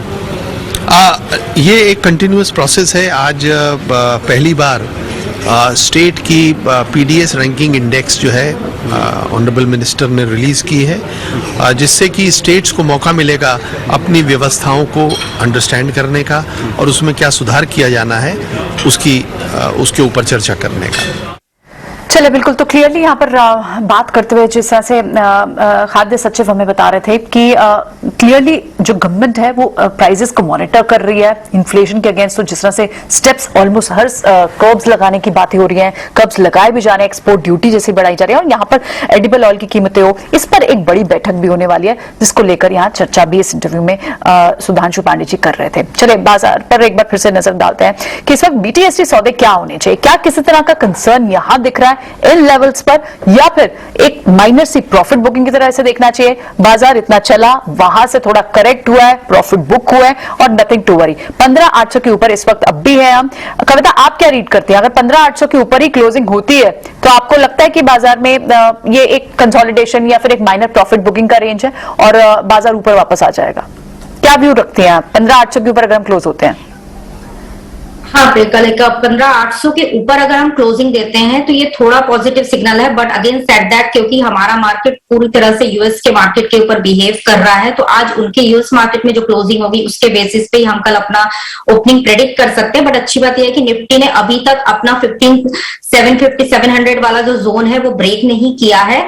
बट बैंक निफ्टी की अगर मैं बात करूं तो बैंक निफ्टी ने ऑलमोस्ट अपना 33,800 के नीचे अगर हमें आज क्लोजिंग मिलती है तो फिर वो नेगेटिव हो गया है बैंक निफ्टी कल के लिए। ठीक है, तो एक दिन की चाल जहां बैंक निफ्टी आउट परफॉर्म करता है, अच्छा खासा चलता है, ज्यादा स्ट्रॉन्ग दिखता है निफ्टी से, और इस वक्त आपको निफ्टी ही बैंक निफ्टी से थोड़ा कंपैरेटिवली वीक दिखाई दे रहा है। और आप तो कह रहे हैं नीचे की पुट्स में भी एक्शन दिख रहा है डिम्पी यहाँ पर। हाँ, तो ऐसे में एक्चुअली क्या होता है ना, जब आप रेंज के अंदर होते हैं तो रेंज के अंदर एट द मनी यानी कि जो नियर बाय पुट होती है उसी के अंदर सिर्फ आएगा एक्शन। लेकिन ये जो रेंज ब्रेक अब आप इसी से अंदाजा लगा सकते हैं, जहां पे आप खुले वहां से टूटना छोड़ दो। आपने जहां पे कल बंद किया था वहां से भी आप नीचे जाके बंद हो रहे हो, तो ये प्रॉब्लम है कि कल के आपने क्लोजिंग को भी नहीं बचा पा रहे। अब आप निफ्टी 17 पॉइंट और बैंक निफ्टी करीब 88 पॉइंट, अब तो 100 पॉइंट हो गया, नीचे आ गया। और इसमें क्या एक रेंज, जैसे हमने आपको सुबह बताया था क्लास है 15,500 से 800, 800 से 16,000, तो आप 15,800 के नीचे अगर आप क्लोज दे रहे हो तो आप एक अपने सपोर्ट को भी तोड़ के जा रहे हो। ये एक जो मेजर प्रॉब्लम है, इसलिए थोड़ा एक्टिवनेस आपको मार्केट के अंदर दिख जाएगा, खासकर पुट्स के अंदर। कह रहे नहीं स्टॉक स्पेसिफिक ही रहा जाए क्योंकि इंडेक्स का तो ये नेचर ही है इसी तरह से मूव करने का, लेकिन स्टॉक्स में रहेंगे तो आपको थोड़ा ज्यादा अच्छा इस समय मूव मिल सकता है। एक तो शेयर मेरी लिस्ट में और आए हैं, एक बार मैं जरा वो और पता कर लेता हूँ सर से। एक्चुअली मैं आज थोड़े शॉर्ट्स के शेयर थोड़े ज्यादा देख रहा हूँ। सर एक बार जरा आप IRCTC लगाना, राजेश सर, IRCTC ये शेयर में कोई एवरेज ना करे ना, अभी रुक जाए ना। मान लीजिए किसी के पास पुराना पड़ा, मैं नए के तो ट्रेड की बात ही पूछ ही नहीं रहा, किसी के पास पड़ा हुआ है क्योंकि इन्वेस्टर्स के पास से पड़ा हुआ सौदा है। एवरेज करना चाहते हो तो अभी ना करे ना, रुक जाए ना, शेयर खराब आपको दिखता है ना ये।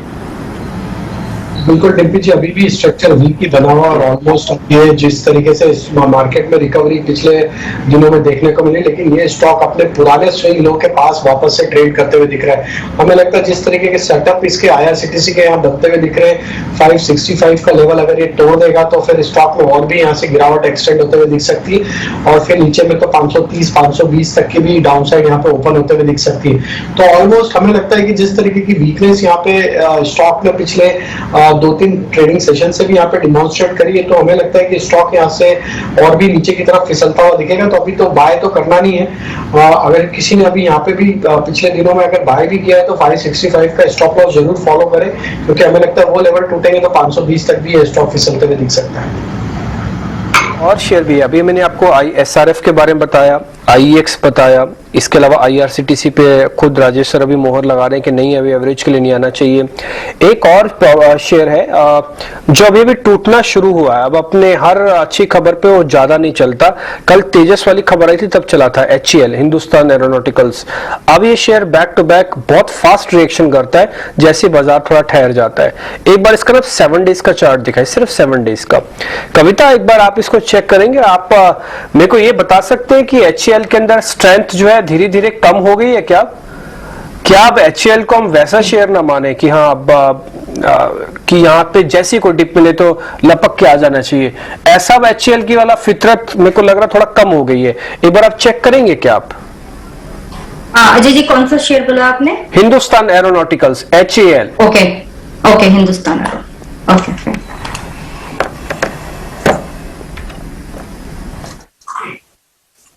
नहीं तो फिर बहुत सारे शेयर आ जाएंगे। आप HEL ही लिखो, इसका कोड ही HEL है तभी आपका आएगा। आप टर्मिनल अगर देख रहे हो तो आप HEL ही छापो उसमें।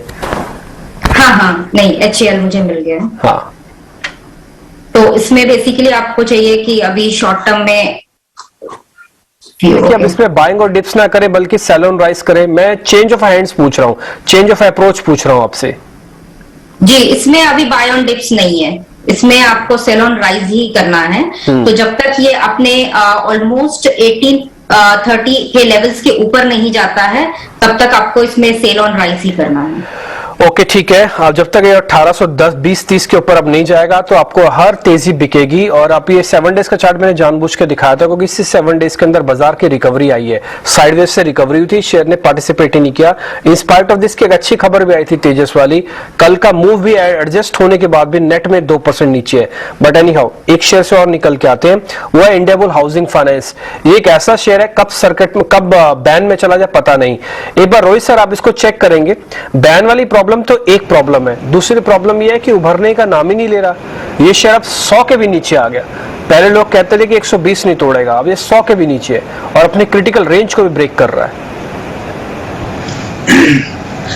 डीपी जी देखिए, अगर स्ट्रक्चर अगर आप देखिए डेली चार्ट्स पर तो आपको देखिए एक लोअर टॉप लोअर बॉटम का स्ट्रक्चर कहीं ना कहीं आपको डेली चार्ट्स पर दिख रहा है, जो कि एक नेगेटिव स्ट्रक्चर हम लोग मान के चलते हैं टेक्निकली। तो मुझे लग रहा है कि यहाँ से कहीं ना कहीं थोड़ा बहुत और आप डिप देख सकते हैं टुवर्ड्स 80 जो इसके प्रीवियस स्विंग लोज थे। तो मुझे लग रहा है कि 80 तक यहाँ पर जगह है नीचे जाने के लिए। यहाँ पर बाय कंप्लीटली अवॉइड करके चलेंगे। अगेन सेल ऑन राइज का कैंडिडेट है, तो कोई भी उछल आते तो शॉर्ट के बारे में सोचेंगे। बाय के लिए मुझे लग रहा है कि इसका जो रेंज रहेगा ऊपर के साइड में, जब तक 105 ब्रेक नहीं करेगा तब तक इसे बाय का ट्रैक्शन आपको देखने को मिलेगा नहीं। और जब तक 105 के नीचे में ट्रेड कर रहा है तब तक ये सेल ऑन राइज का कैंडिडेट है। तो यहाँ पर कोई भी उछल आती है तो आपको बेचने की सलाह रहेगी। मोटा मोटा जो टारगेट मैंने बताया वो 80 रुपए का है, जो इसके प्रीवियस स्विंग लो है। तो ओवरऑल स्ट्रक्चर अभी भी वीक है और आगे आने वाले समय में थोड़ा वीक ही रह सकता है। ठीक है, एक बार कुछ और स्टॉक्स भी देख लेते हैं, क्योंकि अगर यहाँ पर प्रॉफिट जहां हो रहा है स्टॉक्स पे उन्हें जरूर बुक कर लिया जाए। यहाँ पर अभी एक फाइनेंस काउंटर डिम्पी ने पूछा, लेकिन दूसरे फाइनेंस काउंटर्स का क्या करें? Shriram transport finance, M&M finance, अगर ऑटो पैक यहाँ थोड़ी सी प्रॉफिट बुकिंग इस पैक में फिलहाल देखने को मिल रही है, लेकिन finance counters specially vehicle finance counters वो अभी भी इंटैक्ट है। हालांकि गेन जीरो जरूर हुआ है सुबह से, लेकिन अगर M&M फाइनेंस में प्रॉफिट हो रहा हो, श्रीराम ट्रांसपोर्ट फाइनेंस में प्रॉफिट हो रहा हो, और because of the one fundamental reason है क्योंकि इनकी डिसबर्समेंट फिगर्स अच्छी आई हैं, इस बेसिस पे क्या अब लग रहा है कि रोहित एक बार के लिए यहां से निकल जाना चाहिए, फिर दोबारा एंट्री कर सकते हैं? अगर जितना प्रॉफिट हो ऐसे तो बुक कर लिया जाए। आई थिंक प्रियंका यहाँ पर देखिए मुझे लग रहा है कि श्रीराम ट्रांसपोर्ट फाइनेंस की अगर मैं बात करूं तो काफी बढ़िया स्ट्रक्चर है। यह 1300 रुपए के ऊपर निकला था, हम लोग ने पहले भी डिस्कस किया है स्टॉक। मुझे लग रहा है कि यहाँ पर आपको बड़े लेवल्स देखने को मिल सकते हैं, तो श्रीराम ट्रांसपोर्ट फाइनेंस के अंदर डेफिनेटली आपको बने रहना चाहिए ब्रॉडर टारगेट्स के लिए। महिंद्रा एंड महिंद्रा की अगर मैं बात करूं तो यहाँ पर आपको निकलना नहीं है, बट ट्रेलिंग स्टॉप लॉस के साथ में काम करके चलना है। देखिए सपोर्ट्स की अगर मैं बात करूं तो 180 के करीब करीब काफी अच्छा बेस है, तो 180 का एक ट्रेलिंग स्टॉप लॉस लगा ले। देखिए इररेस्पेक्टिव ऑफ मार्केट अट्रैक्शन अभी भी स्टॉक के अंदर बना हुआ है। थोड़ी देर पहले हम लोगों ने देखा था कि डे हाई मारा था स्टॉक ने, तो मुझे लग रहा है कि यहाँ से मे बी अगर कल वापस मार्केट अच्छा हुआ तो एक ट्रैक्शन यहाँ पर वापस आपको बनता हुआ दिखेगा कल, तो बने रहने की सलाह रहेगी प्रियंका दोनों ही स्टॉक्स के अंदर। पर्टिकुलरली अगर मैं M&M फाइनेंस की बात करूं तो 180 रुपए का ट्रेलिंग स्टॉप लॉस लगा है, और जैसे ही ये स्टॉक ऊपर के साइड में 185 ब्रेक करेगा, फिर हम लोग को एक फ्रेश ब्रेकआउट देखने को मिलेंगे जो स्टॉक को पुश करेंगे टुवर्ड्स 190, जहां पर हम लोग प्रॉफिट बुक करने के बारे में सोच सकते हैं। तो आई थिंक बने रहना चाहिए, यहाँ पर स्ट्रक्चर अभी भी पॉजिटिव है। आप अपने स्क्रीन पे दो चार्ट एक साथ लगाइएगा डिवाइड करके। हैं पहला लगाइए एक तो मिड कैप निफ्टी का मिड कैप इंडेक्स, निफ्टी का मिड कैप इंडेक्स वो आप लगाना, वो डेज लो पे आएगा। और दूसरा एक शेयर आपको और लगाना है, वो है एलगी इक्विपमेंट का शेयर। आप इंडेक्स के, मैं ये निफ्टी से तो इसका कोई सरोकार ही नहीं, इसलिए मैंने मिड कैप का इंडेक्स आपके सामने लगवा रहा हूं। तो मिड कैप का इंडाइसिस प्लस एलगी इक्विपमेंट आपको बिल्कुल कॉन्ट्रा प्ले दिखेगा। इंडाइसिस तो नीचे जा रहा है, लेकिन शेयर के अंदर काफी स्ट्रॉन्ग मूवमेंट आया पिछले आधे पौने घंटे के अंदर। शेयर बकायदा डेज हाई पे है। आप एलगी इक्विपमेंट ही लगाइए। अगर आपको मिड कैप नहीं मिल रहा तो कोई बात नहीं, छोड़ दीजिए, खाली एलगी इक्विपमेंट ही लगा दीजिए, खाली वही लगाओ आप। रोहित जी एक बार जरा चेक करो, ये बीटीएसटी का कैंडिडेट है या फिर इसको छोड़ दे। एक्चुअली क्या होता है ना, सुबह सभी सब बाय बाय बाय चल रहा था, अभी सभी जगह सेल सेल चलता है ना, तो फिर एक यूफोरिया सा बन जाता है। ये थोड़ा हट के देखना चाहिए, इसमें फंसना नहीं चाहिए। आप जरा एलगी इक्विपमेंट देख के बताओ, ये बीटीएसटी का कैंडिडेट है, ELGI के नाम से मिलेगा एलगी। डिम्पी जी देखिए आई थिंक काफी अच्छा ट्रैक्शन हम लोग को मॉर्निंग के फर्स्ट आवर में देखने को मिला था, उसके बाद में कहना कि थोड़ा बहुत प्रॉफिट बुकिंग देखने को मिला है। वॉल्यूम एक्टिविटी काफी स्ट्रांग है आज के सेशन में हम लोग देखे, तो मुझे लग रहा है कि फ्रेश बीटीएसटी तो एज सच नहीं करना चाहिए, बट अगर किसी ने लिया है सुबह या किसी के पास में ऑलरेडी है तो वो बने रह सकते हैं। देखिए अगर मैं बेस की बात करूं तो 363 360 के जोन में काफी अच्छा बेस जो है अब बन चुका है, जो कि आपका स्टॉप लॉस का काम करेगा। और जब तक 360 363 के ऊपर ट्रेड कर रहा है, एक जो इसका हर्डल जोन है करीब करीब 400 के करीब करीब है, तो यहां से भी आपको 25 रुपए के गेन्स और एक्सपेक्टेड करके चल सकते हो आप। तो एग्जिस्टिंग लॉन्ग से बने रहने की सलाह रहेगी। 360 का एक या 63 का एक स्टॉप लॉस लगाया और ऊपर की तरफ थोड़ा पोजीशन लिया है, इस पे 400 रुपए का टारगेट आप लेके चल सकते हैं। इंटरेस्टिंग पार्ट ये स्टॉक के बारे में यही है कि वॉल्यूम एक्टिविटी काफी स्ट्रांग है आज के सेशन में। आज के सेशन में वॉल्यूम एक्टिविटी काफी स्ट्रांग है, और अगर आप यहाँ पे देख पा रहे हैं, ये वो ब्रेकआउट कैंडिडेट था जहां से इसके अंदर मूवमेंट आया है। ये है आज का 3 बजे का बाद का मूव जो आप अभी ये देख पा रहे हैं। 15 मिनट का मैंने चार्ट लगाया, इस 15 मिनट के अंदर आप देख पा रहे हैं जबरदस्त मूव एलगी इक्विपमेंट के अंदर आपको आता हुआ दिख रहा है। खैर हम आगे बढ़ते हैं, अब बात करते हैं ट्रेड डेफिसिट आंकड़े और ग्रामीण क्षेत्र में डिमांड आउटलुक को लेकर हमारे सहयोगी नयनतारा ने सीआई के प्रेसिडेंट और बजाज फिनसर्व के मैनेजिंग डायरेक्टर संजीव बजाज से खास बातचीत की है। आइए सुन लेते हैं वो क्या कह रहे हैं ग्रामीण भारत को लेकर खासकर।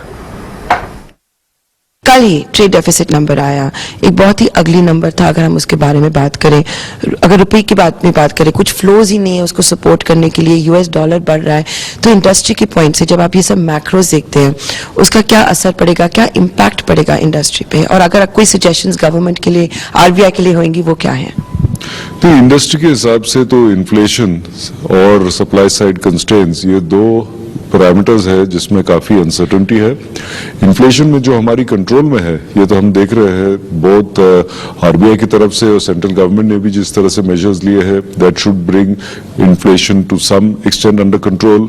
हमारी आशा यही है कि मानसून अच्छी रहेगी। The initial numbers overall looking fine in the right direction. ये होगा तो again food inflation should come under control. There are uncertainties that are external to us, fuel prices हो, वॉर हो, these are external to us and they are also playing a role in inflation. इसमें हमें balance चाहिए कि हमारी जो interest rates बढ़ी, that should bring down domestic drivers of inflation, लेकिन ग्रोथ पे इम्पैक्ट नहीं होना चाहिए which is due to inflation beyond our control. So as industry we that is what we are hoping for. महत्व की बात ये भी है कि इंडस्ट्री में कैपेसिटी यूटिलाइजेशन लगभग 75% हो गई है, and that's why we are seeing sectors where new capacity has already come on board. हमारी जो मेंबर्स है इनके साथ हमने बिजनेस सर्वे किया था। फर्स्ट क्वार्टर की एक्सपेक्टेशंस है कि 55% लोगों ने बोला है कि they are expecting higher growth in the first quarter. करीब 43% are expecting higher exports. So it is a mixed situation at this stage. What we can do within our control is all looking quite positive. But yes, external uncertainties hai, inflation has to be brought into a more meaningful range. These are the uncertainties we are grappling with. Inflation जो red hot है global में, जब बात की जा रही है, recession की भी बात की जा रही है, लेकिन अगर हम कमोडिटीज की प्राइसेस देखें, edible oil, palm oil, copper, ये सब कम होने लगे हैं, स्टील प्राइसेस भी कम होने लगे हैं, तो आपकी क्या राय है कि क्या इन्फ्लेशन पीक आउट हो चुका है? क्रूड ऑयल लेकिन कम नहीं हो रहा। हाँ, it's a little early to say that, but yes we are hopeful कि डायरेक्शन वही रहे। और ग्लोबल सिचुएशन, हमारी सिचुएशन में काफी, ग्लोबल वेस्टर्न सिचुएशन में काफी फर्क है। Those global western countries put in a significant amount of liquidity into the market in the last 2 years। India ने ऐसा नहीं किया, हमारी उतनी स्ट्रेंथ भी नहीं थी करने के लिए based on our own situation, but उनकी जो अभी अनवाइंडिंग हो रही है that is going to cause them a lot more of pain than it will for India. तो हमारी सिचुएशन थोड़ी अलग है। ठीक है, बिल्कुल। तो ये आप एक इम्पोर्टेंट इंटरेक्शन तो सुन ही रहे थे। अब इस वक्त वेरी क्विकली बाजार पर कुछ आखिरी मिनट बचे हैं और एक बार देख लेते हैं कि कोई यहाँ पर अगर BTST ट्रेड्स है हमारे एक्सपोर्ट्स के तो क्या होंगे। 15,800 के तो ऊपर इस वक्त हम ट्रेड करें, लेकिन ऊपर से जायद तौर पर और STBT भी पूछ लेना, BTST के अलावा STBT भी कोई हो तो, क्योंकि STBT में लग रहा आ ना जाए कोई। बिल्कुल, चलिए एक बार पूछ लेते हैं। राजेश, आपके क्या होंगे, BTST, STBT क्या होंगे ट्रेड्स? क्योंकि देखिए स्टॉक्स तो निकल ही आते हैं, चाहे बाजार ऊपर से नीचे करेक्ट नीचे आ गया, लेकिन सौदे क्या होंगे आपके trades, BTST, STBT? Priyanka ji, देखिए BTST ट्रेड में कुछ स्टॉक्स पे हमारा फोकस है, उसमें UBL को देखना चाहिए, यूनाइटेड ब्रूवरीज को। ये स्टॉक में आज का जो मोमेंटम बना, स्टॉक अपने 200 डे मूविंग एवरेज को आज क्रॉस करते हुए दिख रहा है और एक प्रीवियस स्विंग हाई के रेजिस्टेंस जोन को भी आज क्रॉस करते हुए दिख रहा है। तो हमें लगता है UBL में जो मोमेंटम बनते हुए दिख रहा है, इसको यहाँ पे BTST करना चाहिए। 1620 तक के अपसाइड के टारगेट हमें लगता है आते हुए दिख सकते हैं। 1555 के स्टॉप लॉस से बाय किया जा सकता है। जो दूसरा स्टॉक यहाँ पे हमें लॉन्ग साइड में अट्रैक्टिव लग रहा है, एक सीमेंस को कैपिटल गुड्स में देखना चाहिए। पूरे मार्केट में अगर हम देखें तो काफी स्टेबल स्ट्रक्चर यहाँ पे बना हुआ है। स्टॉक में अगर हम देखें ओवरऑल तो डेली सेटअप के हिसाब से एक राउंडिंग बॉटम फॉर्मेशन का यहाँ पे ब्रेकआउट होकर प्रीवियस स्विंग हाई को आज सरपास करके उसके ऊपर ही सस्टेन करके क्लोज होते हुए दिख रहा है। तो जिस तरीके की स्ट्रेंथ यहाँ पे डिस्प्ले कर रहा है सीमेंस, ये स्टॉक को भी यहाँ पे बाय किया जा सकता है। हमें लगता है कि मार्केट में जैसा हम एक्सपेक्ट कर रहे हैं कि 15,700 का सपोर्ट फ्यूचर पे काफी इंपॉर्टेंट है और उसके आसपास हमने एक डिप भी ले लिया है, तो हम यहाँ पे बाय ऑन डिप्स की रणनीति ही अपनाएंगे। और सीमेंस में आज डे हाई से जो एक वापस से एक डिप मिला, ये अपॉर्चुनिटी है, इसमें एक्सपेक्ट कर रहे हैं हम टारगेट आना चाहिए करीब 2600 तक के, स्टॉप लॉस रखेंगे करीब 2530 का। एक मिड कैप स्टॉक है हिंदुजा ग्लोबल सर्विसेज, ये HGS के नाम से इसका टिकर है। ये स्टॉक में देखें तो 4-5 दिन के करेक्शन के बाद आज वापस से स्ट्रेंथ यहाँ पे बनते हुए दिख रही है और स्टॉक में अपने पिछले 4-5 दिन की रेंज को यहाँ पे ब्रेकआउट करते हुए दिख रहा है। तो ओवरऑल स्टॉक में एक स्ट्रेंथ शॉर्ट टर्म सेटअप के हिसाब से बनी, तो इसमें हम एक्सपेक्ट कर रहे हैं 1140 तक के अपसाइड के टारगेट आते हुए दिख सकते हैं। 1080 स्टॉप लॉस रखेंगे। ठीक है, एक तो UBL का शेयर है, UBL लिकर बेक्स कंपनी है, बियर बनाती है, डेज हाई पे है। सीमेंस के अंदर एक अच्छा मूव है और हिंदुजा ग्लोबल सर ने 3 ऐसे शेयर्स दिए जो कि BTST के फॉर्म में है। अच्छा, BTST करें ना करें आपकी अलग बात हो सकती है, लेकिन अगर आपके पास है तो आप तसल्ली कर सकते हैं कि आप अच्छे शेयर्स में हैं। रोहित, आपकी तरफ से कोई BTST, STBT? डिम्पी जी, मेरा जो स्टॉक था ऑलरेडी राजेश जी ने एज एन कर दिया रिकमेंड, तो स्टॉक का नाम था सीमेंस, जो ऑलरेडी डिस्कस हो चुका है। दूसरा स्टॉक मैं यहाँ पर और ऐड करना चाहूंगा जो कि गोदरेज सीपी। अगर आप गोदरेज सीपी का चार्ट देखें तो एक ब्रेकआउट हम लोग को कल के सेशन में भी देखने को मिले थे, आज के सेशन के अंदर भी काफी अच्छे लेवल्स के ऊपर ट्रेड कर रहा है, जो कि 815-820 का जो लेवल था काफी स्ट्रॉन्ग था, उसके ऊपर काफी अच्छे से कन्विंसिंगली ट्रेड कर रहा है। तो मुझे लग रहा है कि यहाँ से कहीं ना कहीं और एक्सटेंशन आप देख सकते हैं टुवर्ड्स 860 ऑन इमीडिएट बेसिस। तो गोदरेज सीपी के अंदर आप BTST करके चल सकते हैं। 820 का एक छोटा स्टॉप लॉस मेंटेन करने की सलाह रहेगी। टारगेट जो रहेंगे वो 850 के 860 के रहेंगे। और सेकंड स्टॉक जो था वो सीमेंस था, जो ऑलरेडी डिस्कस हम लोग कर चुके हैं। ओके ठीक है। कविता, आपकी तरफ से कोई BTST या STBT हो, कोई भी सौदा आप एक भी दे सकते हैं, ऐसा नहीं कि ज्यादा ही देने हैं आपको। नहीं, तो BTST तो मैं रिकमेंड नहीं करूंगी, STBT रिकमेंड करूंगी। एक तो अमराजत बैटरीज है जो कि 459 पे ट्रेड कर रहा है, वो हम एक सेल कर सकते हैं और इसका स्टॉप लॉस होगा 468 का, और एक कोटक महिंद्रा बैंक होगी 1661 पे है और इसका स्टॉप लॉस होगा 1678 का। क्या आप एक काम कीजिए, दोनों पे ठप्पे लगाइए, कोटक बैंक पे लगाइए सेल का और साथ ही अमर राजा बैटरीज पे भी लगाइए सेल का। दोनों ना केवल आज डेज लो पे है बल्कि स्ट्रक्चरली भी काफी कमजोर हुए हैं। अगर आप इनके आवरली चार्ट देखेंगे तो आपको दिख जाएगा आज दोनों की डेज लो की क्लोजिंग है और स्ट्रक्चर का ब्रेकडाउन है। सेल अमर राजा बैटरी, आप सेल कोटक बैंक भी लगा सकते हैं। ये मेरी लिस्ट में भी था, दो शेयर इनफैक्ट मेरी लिस्ट में भी थे, एक तो UBL बाय के लिए और एक अमर राजा बैटरीज जो अभी कविता ने दिया है, ये शेयर एक टूटता हुआ दिखता है। ओके ठीक है, TCS पे एक बार मैं व्यू पॉइंट ले जाता हूँ। सर ये राजेश सर, एक बार जरा TCS के ना नंबर आने 8 तारीख को, आज 5 तारीख की हम क्लोजिंग पे आ गए हैं, 6-7 तारीख बची है, 8 को इसके नंबर आ जाएंगे। ये रेंज में रहेगा, रेंज का ब्रेकआउट करेगा, ब्रेकडाउन करेगा सर? 3200 का चल रहा है। तो डीपी जी देखिए, जिस तरीके के सेटअप बने और अगर हम इसके डेटा को भी देखें, कॉर्पोरेट का जो कंसंट्रेशन है उसके हिसाब से भी देखें तो हमें लगता है कि रेंज में ही स्टॉक ट्रेड करते हुए दिखेगा, क्योंकि अभी भी ये स्टॉक में 3300 जो लेवल है उसको अभी भी वीकली क्लोजिंग बेसिस के हिसाब से उसके ऊपर सस्टेन नहीं हो पा रहा है स्टॉक, और लोअर साइड पे इसका जो इमीडिएट सपोर्ट एरिया है वो करीब है 3140 के आसपास। तो जिस तरीके के स्ट्रक्चर बने हमें लगता है कि रेंज में, टाइट रेंज में ही ट्रेड करता हुआ दिखेगा अभी टाइम बिंग के लिए। जो भी मेजर एक्शन आना है हमें लगता है शायद रिजल्ट के आउटकम के बाद स्टॉक का एक मेजर एक्शन या ब्रेकआउट या ब्रेकडाउन को यहाँ पे डिस्प्ले करेगा। ठीक है, TCS एक रेंज पे रह सकता है शेयर। एक्चुअली अगर आप TCS के शेयर को देख भी रहे हैं तो आप अगर इसको आवरली बेसिस पे देखेगा आपको साफ दिख जाएगा, एक पूरी तरह से एक रेंज का TCS आपको दिखेगा। खैर हम क्लोजिंग की तरफ बढ़ रहे हैं, आज की क्लोजिंग उतनी अच्छी आपको होती हुई नहीं दिख रही है और क्लोजिंग के अंदर अगर आप देखें तो निफ्टी 800 के क्रिटिकल लेवल को भी ब्रेक करने की तैयारी कर रहा है। प्रियंका के पास पहुंचते हैं और फटाफट से जानते हैं कि आज की क्लोजिंग क्या है। प्रियंका बताएं आप। बिल्कुल शुक्रिया जिम्पी। तो बिल्कुल ये एक दोनों तरह के मूव्स आज बाजार ने ट्रेडर्स को दिए, यानी पहले जो कल लेकर गए होंगे, लॉन्ग्स करके गए होंगे, उनके लिए तो जाहिर तौर पर first half of the trade beneficial रहा ही। 16,000 के ऊपर भी बाजार कुछ देर टिका, लेकिन बाजार ने वो क्योंकि 16,000 16,100 एक बड़े रेजिस्टेंस थे, वहां कुछ देर रहने के बाद हमने जिस तरह से एक प्रॉफिट बुकिंग देखी और उसके बाद 2 बजे के बाद तो क्लियरली आपने शॉर्ट साइड के ट्रेड्स भी देखे बाजार में, तो अपने गेन्स को कंप्लीटली इरोड किया। पहले बुल्स हावी थे और बाद में आपको बियर्स भी हावी होते हुए दिखाई दिए और नीचे की पुट बाइंग तो अब आप खुद भी बता रहे हैं कि देखने को मिल रही है नीचे की स्ट्राइक्स पे। तो 15,800 के एक बहुत क्रूशियल लेवल के पास बाजार यहाँ क्लोजिंग दे रहा है।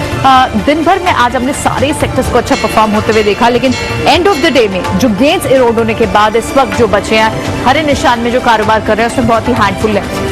जाहिर तौर पर आज मेटल्स में आपको फिर से एक शॉर्ट स्क्वीजिंग सुबह भी देखने को मिली, लेकिन वो सस्टेन नहीं होती। लेकिन लास्ट आवर में रिवर्स हुए ट्रेड्स, आपको हिंडाल्को जैसे काउंटर्स में तेजी दिखाई दी, आपको दूसरे काउंटर्स बाजार ने जो गेनर्स है उसमें आपको हिंडाल्को हो, अपोलो हॉस्पिटल हो, बजाज ट्विंस ने फिर भी अपने मोमेंटम को बरकरार रखा है। एक्चुअली फाइनेंस काउंटर्स अभी भी इंटैक्ट है अपनी स्ट्रेंथ के साथ, थोड़े बहुत गेन जरूर इरोड होंगे। बैंकिंग स्टॉक लाल निशान में फिसले लास्ट आवर में, लेकिन फाइनेंस काउंटर्स चाहे M&M फाइनेंस हो, श्री ट्रांसपोर्ट फाइनेंस हो, बजाज फाइनेंस, बजाज फिनसर्व हो, वहां पर अभी भी आप एक पॉजिटिव मोमेंटम देख रहे हैं। उसके अलावा रिलायंस को आप देखें तो सुबह से रिलायंस ने ना बाजार को नीचे खींचा ना सपोर्ट दिया, लेकिन ब्रेथ एक पॉजिटिव ही रही। ये शायद एक शॉर्ट कवरिंग है। पिछले 2 दिन में जिस तरह का दबाव रिलायंस, ONGC जैसे स्टॉक्स पे बना है, आज वहां पर थोड़े से टेक्निकल बाउंस बैक जरूर देखने को मिला, लेकिन अभी भी हम किसी तरह की कोई यहाँ पर ट्रेडिंग बेट्स ट्रैक नहीं कर रहे। तो फिलहाल ये स्टॉक सिर्फ आप ये कहना चाहिए कि कहीं ना कहीं शॉर्ट्स ही कवर हुए हैं, थोड़े से टेक्निकल बाउंस बैक देखना चाहिए। लूजर्स कौन से थे? कल जो गेनर्स थे वो आज क्लियरली प्रॉफिट बुकिंग उन पर हावी रही, जैसे स्टॉक्स लाइक ITC और कंजम्पशन बेस्ड स्टॉक्स जो थे वहां पर आपने शॉर्ट जरूर देखे। लेकिन एक स्पेस आपको क्लियरली दिख रहा था, इंश्योरेंस, AMC स्टॉक्स, वहां पर आप एक ब्रेथ देख रहे थे positive. Mid cap, small cap के कई सारे स्टॉक्स थे जो अभी भी अच्छी ब्रेथ के साथ कारोबार कर रहे हैं। वाइट गुड स्पेस हो, कंज्यूमर, कमोडिटी कंज्यूमर हो, एल्यूमिनियम, कॉपर, ये जिन जिन भी कमोडिटीज में यूज होता है एज अ कंज्यूमर, जैसे एज अ इनपुट, वहां पर आप स्ट्रेंथ देख रहे थे। केबल्स हो, वायर्स हो, इन स्टॉक्स में अच्छी मोमेंटम थी। और साथ ही होटल स्टॉक्स में आप देख रहे हैं कि वहां पर भी एक अच्छा बाइंग का बाउट दिख रहा है। लगातार आप इस स्पेस में स्टॉक्स देख रहे हैं एफएनओ में, तो आपको आज इंडियन होटल्स अच्छा चलते हुए दिखाई दिया, लेकिन कैश मार्केट के भी आप दूसरे स्पेस देखें, कैपिटल गुड स्पेस के स्टॉक्स में सीमेंट्स हो, कमिंस इंडिया हो, इन स्टॉक्स में आपको फिर से आज भी मोमेंटम था। कल पूरा पैक वाइब्रेंट था, लेकिन आज आपको यहाँ सिलेक्टिव काउंटर्स में जरूर आज पॉजिटिविटी दिखाई दी। तो फिलहाल आप बहुत ही इक्वल रेशियो पे क्लोज होके जा रहे हैं। एडवांसेस और डिक्लाइन को आप देखें तो लगभग 1000 के आसपास एडवांसेस है और लगभग 950 के पास आपके डिक्लाइन, ऑलमोस्ट इक्वली 50-50 रेशियो के साथ आप आज क्लोज करके जा रहे हैं। और यहाँ पर इससे एक ऊपर से जो गेन्स इरोड हुए हैं, एक थोड़ी सी रेंज शायद नीचे की तरफ बाजार में एक्सपेक्ट की जा रही है 15,650 से 15,800 की। इसे देखना होगा कि इस रेंज में कल बाजार ट्रेड करता है या फिर इस रेंज के एक्सट्रीम एंड्स पर आकर किस तरह से रिएक्ट करता है। लेकिन फिलहाल मॉर्निंग के जो गेन्स थे वो कंप्लीटली हमने इरोड किए हैं। 16,000 हम लगभग 5 जून के बाद आज हमने 16,000 के ऊपर की एक मूव दिखाई थी, लेकिन बाजार उससे ज्यादा देर सस्टेन नहीं कर पाया। अब because of the global cues US dollar index आपको फिर से दिसंबर 2002 के बाद एक हायर लेवल, एलिवेटेड लेवल्स पर फिर से दिखाई दे रहा है। और साथ ही डाउ फ्यूचर्स आपको लाल निशान में दिखाई दे रहा है, जिसका क्लियरली इंपैक्ट आप इंडियन मार्केट्स पर देख रहे हैं। इसी के साथ शो को फिलहाल यही समेटेंगे। मार्केट क्लोज हुई है, कल देखना होगा कि इस रेंज की जिसकी हम बात कर रहे हैं वहां किस एंड पर ट्रेड करता है बाजार। कल सुबह आपसे फिर होगी मुलाकात। सारे एक्सपर्ट्स का बहुत बहुत शुक्रिया जिन्होंने आज समय दिया और अपनी ट्रेडिंग पिक्स हमसे शेयर की। इसी के साथ मुझे दीजिए इजाजत, लेकिन मार्केट के बाद भी कॉर्पोरेट जगत का, बिजनेस जगत का सारा एक्शन ईटी नाउ स्वदेश पे लगातार बना हुआ है, कहीं मत जाएगा। नमस्कार।